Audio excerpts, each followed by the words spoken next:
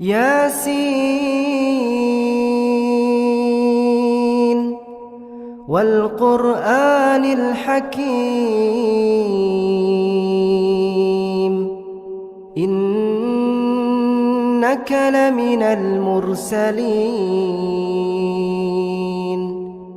على صراط مستقيم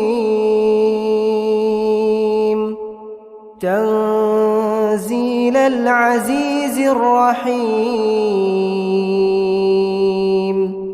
لتنذر قوما ما أنذر آباؤهم فهم غافلون لقد حق القول على أكثرهم فهم لا يؤمنون